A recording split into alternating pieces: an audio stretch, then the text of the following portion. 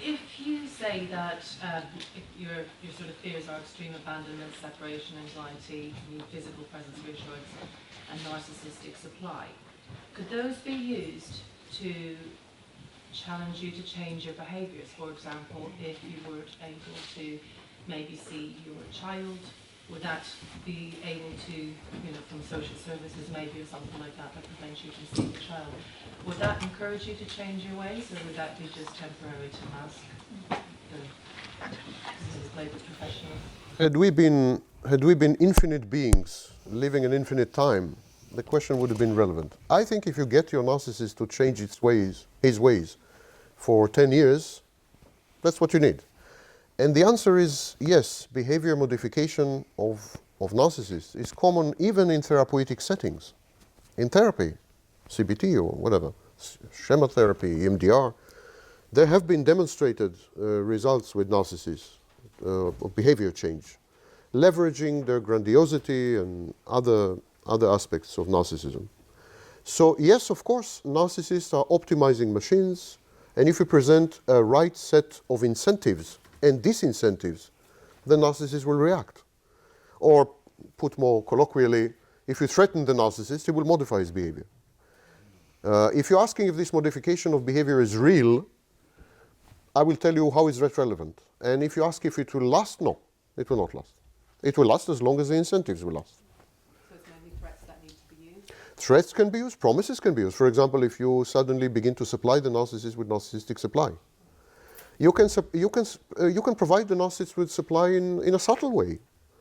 You don't have to be, open about it, but supply can be used to manipulate, threats can be used to manipulate, catering to his addiction, abandonment anxiety. I give you all the tools actually to how to manipulate a narcissist. It's very easy to do. Here's the joke. Narcissists think they are so strong, omniscient, omnipotent, this, that, but they're actually children, remember that. It's extremely easy to manipulate a narcissist and to obtain favorable outcomes. Narcissists are gullible. They're pretty stupid. See one of my latest videos, why they're stupid. There are 14 reasons why they're stupid. We don't call it in psychology stupidity. We call it pseudo-stupidity because it's not real. But because of impaired reality tests, lack of empathy and other problems, they're very gullible. They believe you easily because they think they're the cleverest and they can never be, and so on and so forth. So yeah, go for it. You can absolutely modify behavior. Should I select? I'll select the next. Please. It's a question for Sam. I'm listening to what you were saying about the cold empathy and about the identification of what the victim, for want of a better phrase, what their emotional state is. Do you think that narcissism potentially has an element of it on the autistic spectrum? There used to be a diagnosis, Asperger's syndrome. It was aptly coined by a Nazi doctor in Vienna in 1938. And so we succeeded to get rid of it only in 2013 in the latest Diagnostic and Statistical Manual. But seriously, Asperger's syndrome has been often misdiagnosed as pathological narcissism and vice versa. Because Asperger's syndrome patients presented with pronounced lack of empathy, inability to interpret social cues, repetitive compulsive behaviors, abandonment, extreme abandonment anxiety, etc., etc., etc. So they were very often misdiagnosed as narcissists. And yes, I'm trying, I've spent the last 6 years trying to reframe pathological narcissism, not as a personality disorder, but as a post-traumatic conditions with elements of addictive personality and elements of autism spectrum disorder. So most definitely I see affinity between certain cluster B disorders and autism. I do. I would add one sentence with Richard's kind permission. Autism can lead to pathological narcissism. If you're an autistic child, by the age of 2 or 3, you will have received so much negative feedback from the environment, from your peers, from your family, if your family doesn't understand the condition, doesn't cope with it well, from reality itself. you will receive so much negative feedback that it's very likely that you will develop narcissistic defenses. And you may end up being a narcissist because you started off as an autist. And, it was too harsh, and you defended against it. You escaped. Narcissism is about escaping reality, simply. Yes. Sam, The gentleman with the hat was Oh, like, I apologize. you once said that narcissists are terrible fathers, parents. Now that I am regaining my boundaries and trying to move forward with my life, so that I don't have to come to these seminars again. no, don't do that, please. Don't make some How mistake. likely is it that he, and I won't even mention the lowercase in the show, will target the children who are almost adults now, 19, 21, as avatars, now that I'm going into no contact? How likely is it? You're all avatars. You've always been avatars. There's no stage where you are not avatars and then become avatars. I'm talking about the children. You're all avatars. You're asking how likely it is that he will leverage the children or exploit the children to get back at you, to punish you. Now that I'm out of the picture, Right, although I acknowledge that the concentration camp will stay, okay? Right. I will try to go no contact as much as possible. right. If he accepts that, will he replace me with the children? Depends. If they are good sources of supply, yes. What I've been trying to tell you from the very beginning of this presentation, you have no privileged position as his intimate partner. His children have no privileged position as his children. There is no such thing in a narcissist or a psychopath's mind as my nearest and dearest. The narcissist asks only one question: can you give me supply of high quality? Yes, great. No, I'm out of here. Do I need to marry you to get this supply? Okay, I'll marry you. Do I need to procreate to get this supply? I'll procreate. I'll do anything it takes. But you are utterly interchangeable. So you're asking like you are his reference group. He will first try with you, and then if he fails with you, he will then try with his children. And then if he fails with his children, then he will look for... No, it's not the case. He will go to a seminar, and he picks up this lovely lady, and she gives him supply. I mean, forget his children. Who gives a shit about his children? He will forget his children. It's all about supply. If his children will lick his ass because he has money, will tell him what a genius he is, then of course he will, work with them, collaborate with them, manipulate them, interact with them. But it depends on them. Are they good sources of supply or not? Get rid of the hidden assumption that you are meaningful or significant others. There is no such thing in the world of narcissism. No one is significant or meaningful. This is a democracy.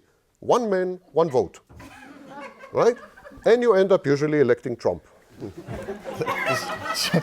Just to add to that, it's a mistake that we make, which is to try and impute, the verb impute, human tendencies and qualities onto that artificial intelligence, and it's not there. And it's a heartbreaking process to go through. Working with clients, you're wrestling for this ball, and you're going, well, this is a narcissist. And they go, no, but you don't understand.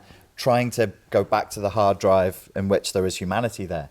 I actually thought Sam's section was harsh, but a relief to hear. I don't know, did you guys feel that? Like, it's very brutal, but it's such a relief. That's the cleansing of just truth. It's a horrible truth, but you go, okay, that's what it is, I guess. I'm relieved that it was brutal. It was a relief for Sam to It release was it onto us. brutally relieving. Because you said we are mourning several things at once.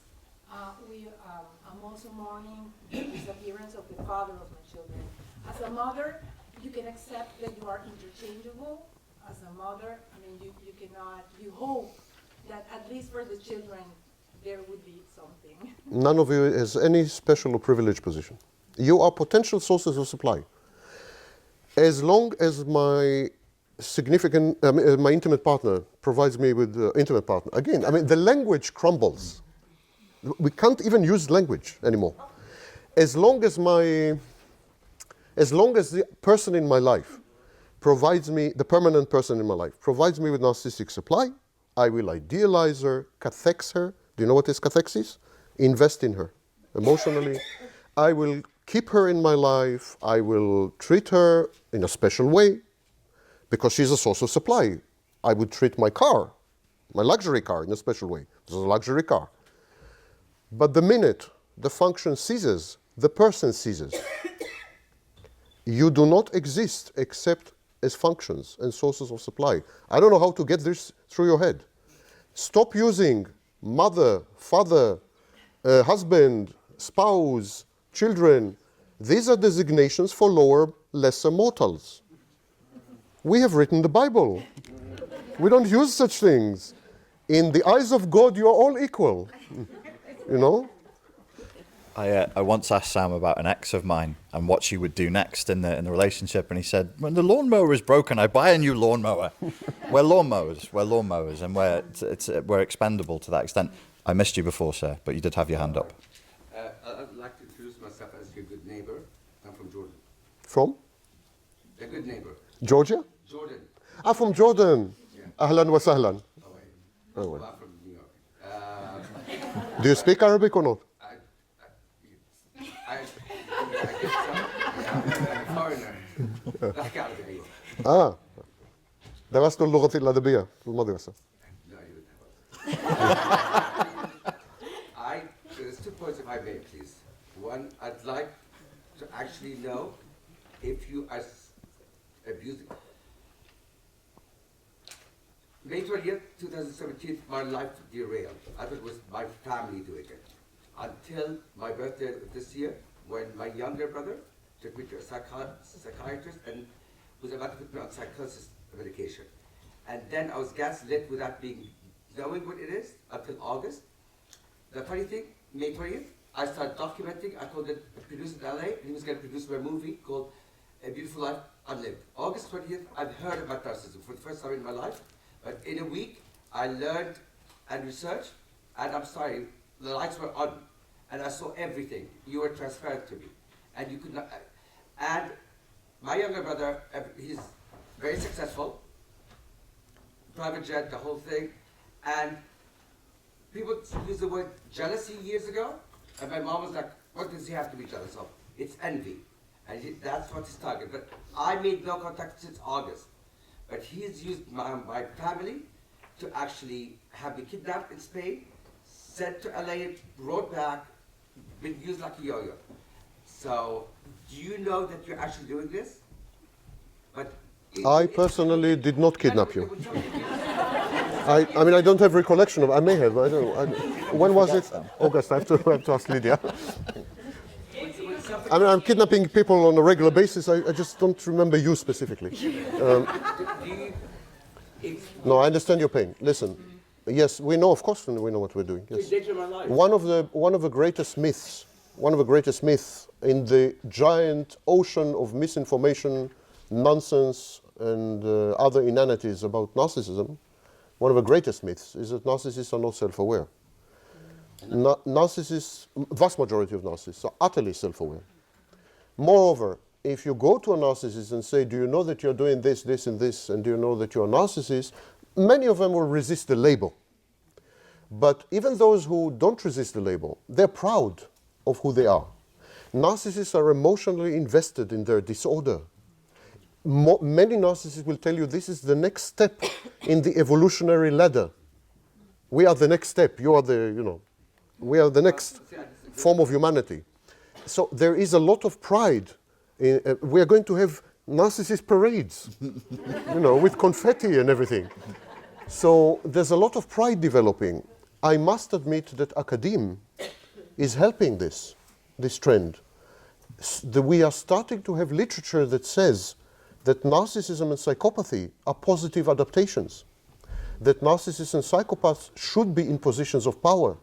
We have scholars like Kevin Dutton, Makobi, and others who are promoting, glorifying narcissism and psychopathy. Around President Donald Trump, we have scholars and so on who say that he is a high-functioning or productive narcissist. We have new labels, productive narcissist, high function. I mean, Narcissism is becoming bon ton and mainstream. In July 2017, the very, very, very, very prestigious scientific magazine, The New Scientist, had a cover story in which scholars and psychologists recommended to parents to teach their children to be narcissists. I'm kidding you not. Yeah. So it seems that we are taking over the world. Now, there is a lot of self-awareness, but now it's coupled with pride. As an asshole 20 years ago, I would have tried to hide the fact. But right now, sometimes I flaunt it. In enclaves like Wall Street, the Belt, Washington, and so on, it's an adaptation. It's a positive thing to have. Actually, I have seen personality tests in Wall Street where you get minus points if you are not assertive enough, if you are not ruthless enough, and if you have too much empathy. Again, I'm kidding you not. Yeah, I'm in New York, sir. I mean, this is it. I packed my bags. I'm doing it 3 years on December 25th. Vanishing. Bon voyage. Yes, madam. What advice, Sam, would you give me? Could I make a suggestion? There's 3 of us here. So maybe you would like to refer... I don't mind answering all the questions. It goes with my nature. Of course, they are mere decoration. But We're just but avatars. Richard still has to pay me, so I don't want to antagonize. And he's martial arts, and I can't. Feel free to ask questions to Sam. It's no problem at all. It's no problem at all. Any advice? Because my son is 7, he's diagnosed on the autism spectrum, but at the moment he has 50-50 contact with my ex, with a narcissist, and how do I support him emotionally? I think definitely Sarah or Sarah. Richard can answer this. Hold this little mic right to your face. I believe that you have to establish your rules in your house. If you've got a young child and there's any kind of differences in parenting, which there will be in this situation, obviously, you need to establish very different rules in the house. And I'm a big believer that you don't badmouth the other parent, no matter what, but you have to start educating your child on what is right and what is wrong, and what are good morals, good values, healthy relationships, and what are not. And that's not by dissing the other parent, it's not by putting them down or calling them names or saying when daddy or mummy does this, this is wrong, this is bad.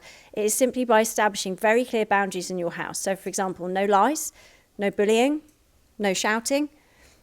Those sort of things that they may experience in another house are not acceptable behaviour. So you're establishing those boundaries in your house.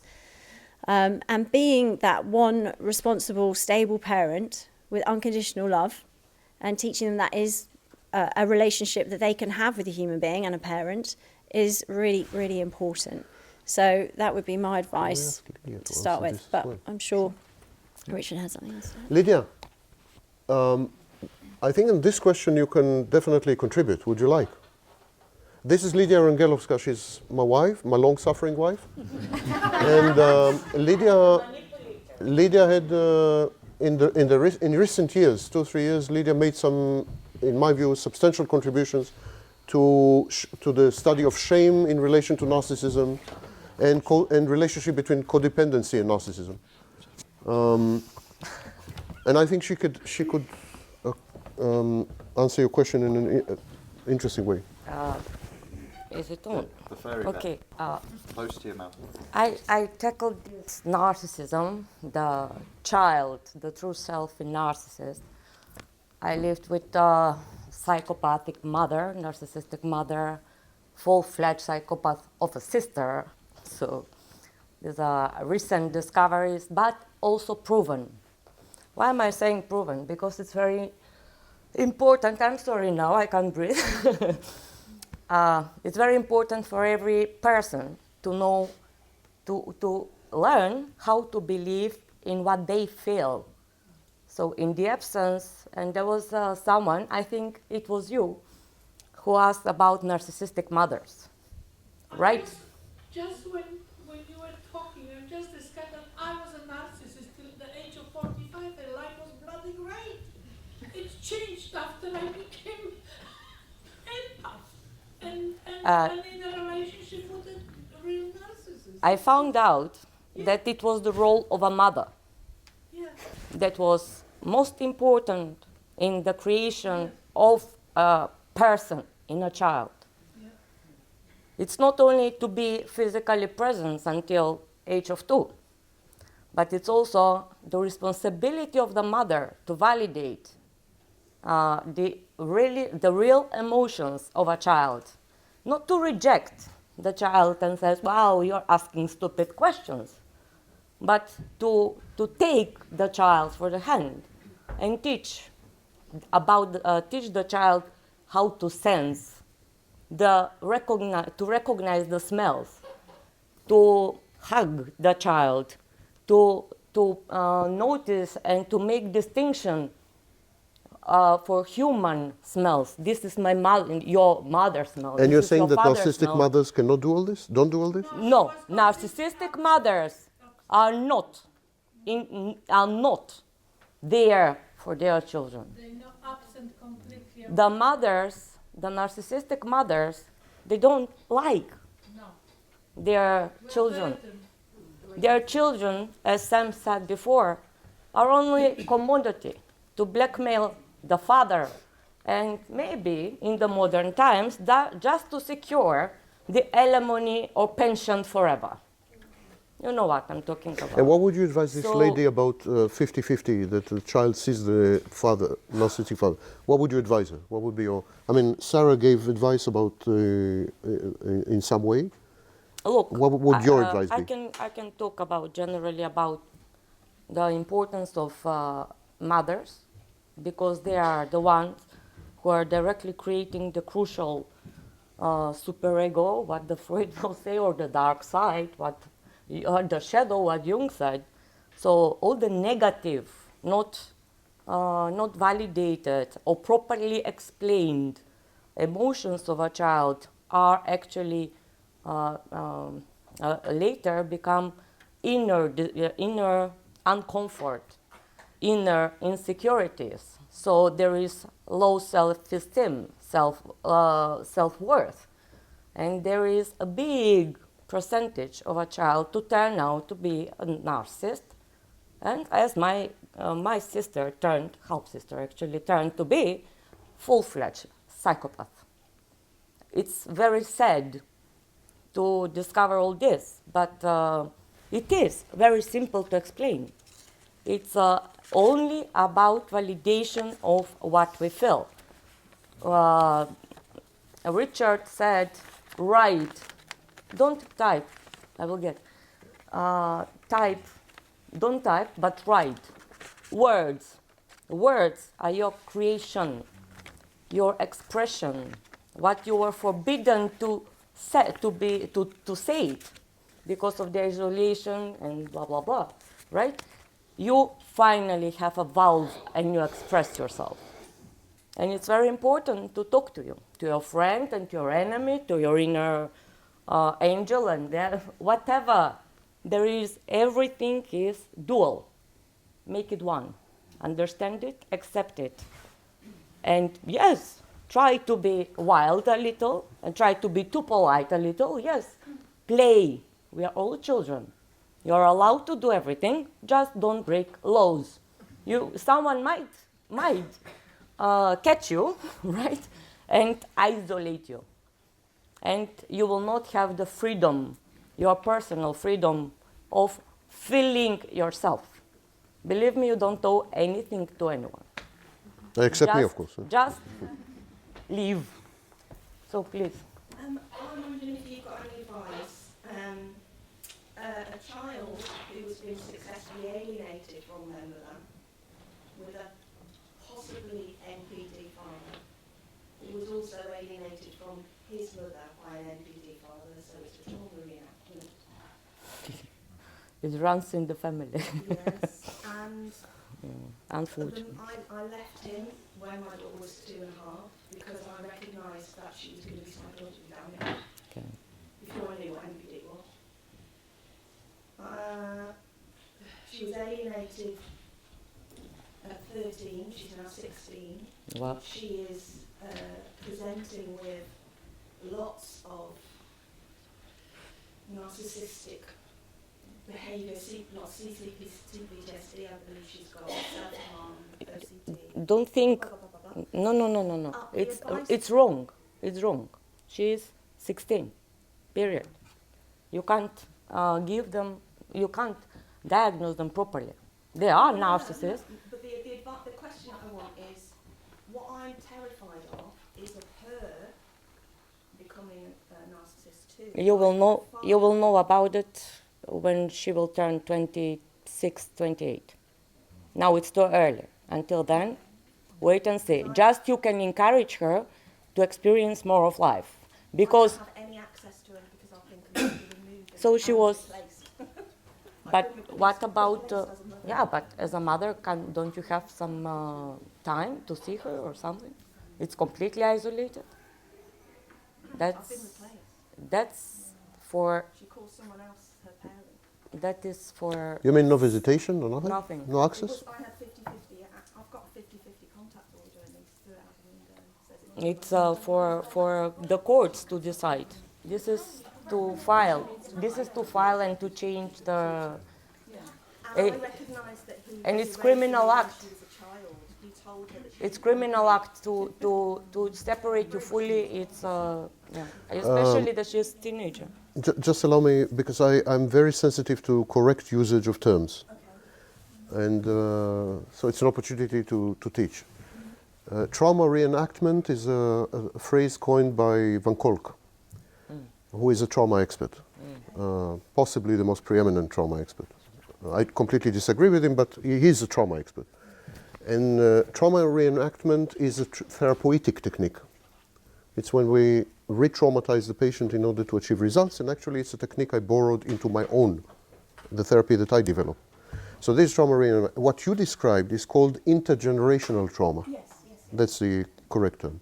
Another term which is misused, not by you, which is misused very often, is a failed narcissist. Failed narcissist is a wrong term. Failed narcissism is a stage in the development of borderline personality disorder. It's when the patient attempts to become a narcissist, she fails, and she becomes borderline. So this is failed narcissist. What you are trying to say when you say failed narcissist is collapsed narcissist. That's the correct clinical term.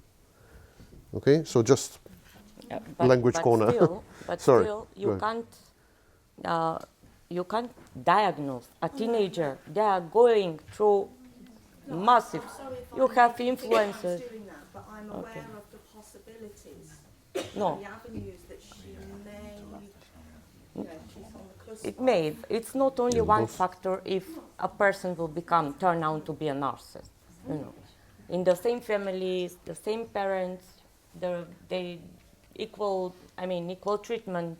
One is perfectly normal. One is usually the firstborn, because it was given more responsibilities, was more rewarded, does more spoiled, has more chances, in my view, like 50, more than 60% to turn out to be narcissists, because they will see all the others as functions, servants. The Okay. treatment is different. We are running out of time, so there's time. Richard tells me there's time for one more question. Yes, lady there in the pink shirt. I have a question. How to spot a possible covert narcissist who hides behind post-traumatic stress syndrome? Oh, my ex-girlfriend. I didn't know you were friends. How to spot? It's she. She's just shapeshifting. It's she. She's here. The artificial intelligence is manifested again. I see you. It's very hard. It's very, very hard because they're very good at what they do. They're covert. They're covert. Isn't there some connection in the literature between covert narcissism now and psychopathy as well? Didn't some researchers say there's overlaps? More histrionic More personalities. histrionic.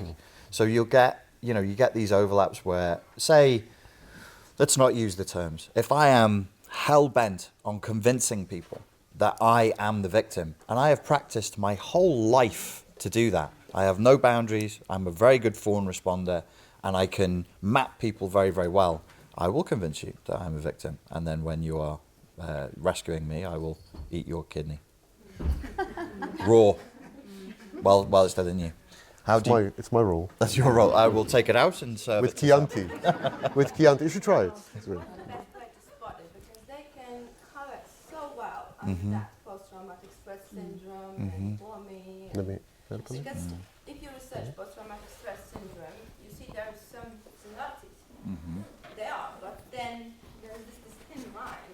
So I'm about to, not like accuse someone of being that, but just is for me to understand, do I continue that relationship or not? You're going on a witch hunt. That's a dreadful idea.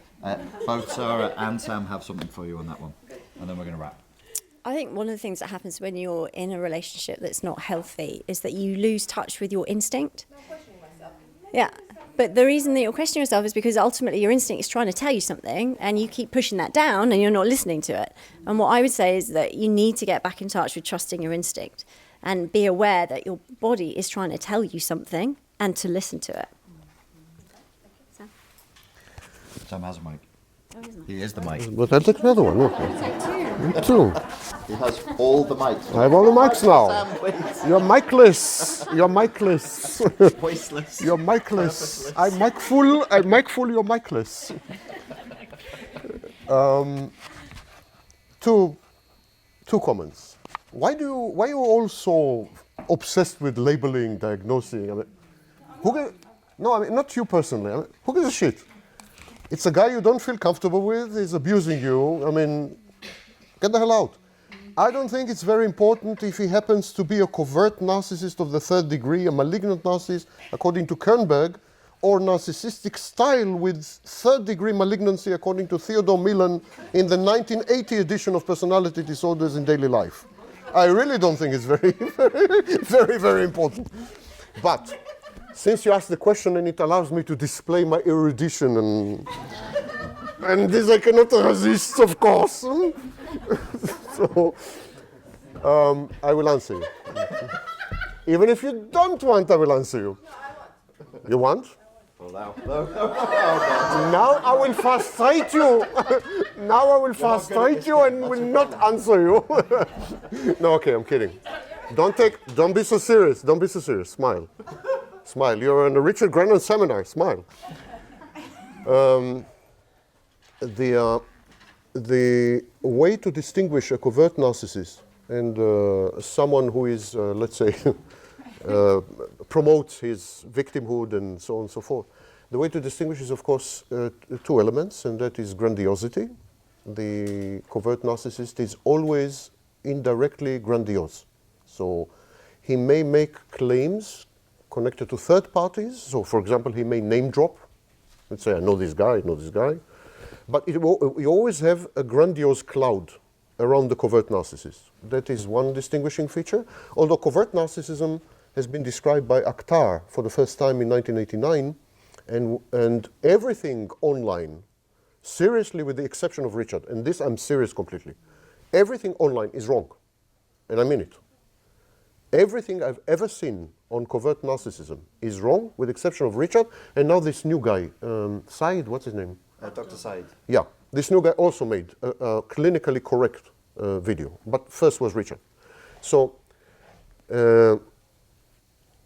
Akhtar described covert narcissism in 1989, and I encourage you strongly to read Akhtar's description because that's the clinical text that applies.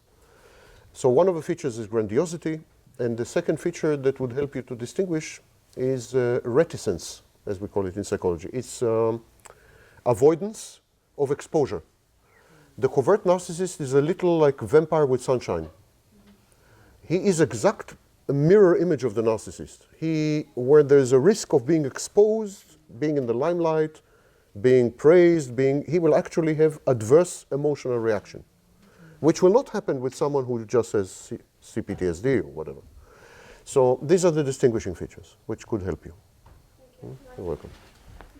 Ladies and gentlemen, thank you very much for coming. I just want to say thanks for making the effort of being here. Thank you to Sam and to Sarah for joining me. It's been a really good day. I'm sure you'll agree. Please show your appreciation. Thank you. Thank you.